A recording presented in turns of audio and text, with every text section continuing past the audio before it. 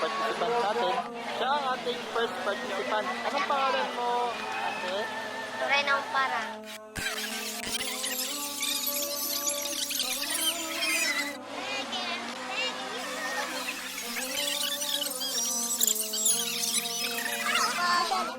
Baka magkatino, musubay kang garing Maria. Masagot baka, subay mo yung Virgin Mary. Ano activity karon nga dress like Mary. So dress like Mary, pasabot ana kaning pagsuot sa kaning sama sa sinuotan ni Mama Mary. So kung gusto mo i-try, libre siya, walay bayad na ni panghatag ng mga ginagmay nga regalo. Yan. So, sungaran ka? Ha? Daija?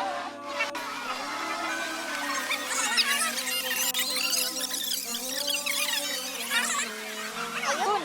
Siya ay nakatalukbong. Siya lahat ay nakasuot ng ganito. So, ibig sabihin si Virgin Mary na sa Biblia, siya ay isang Muslim. So masyala natatry tan nila kasi si Mama Mary, di ba? Ay isa rin siyang Muslim.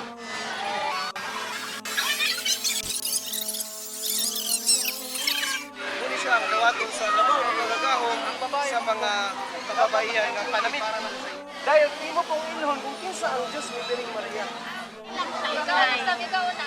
Sige, sis.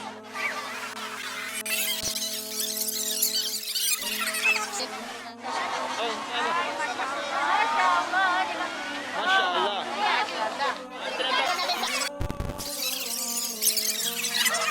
Mashallah.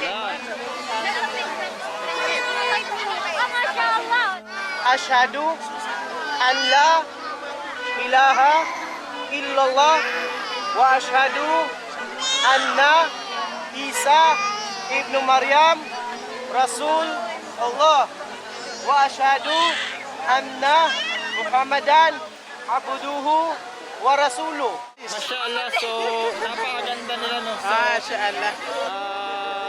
talagang Napaka-eleganteng babae. sige, inshallah. Inawa din eh. Kato ka may pamo. Muslim. Kato ka na pamo gibunyagan. Sa mga oras na yung pamo ay mga Muslim. Confirm na mga narinig about Islam, about Muslim.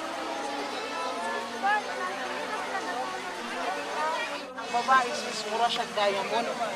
Kung na kay diamond sis, i-display nimo dili. Dili, usaw nimo. Ipuson nimo ba?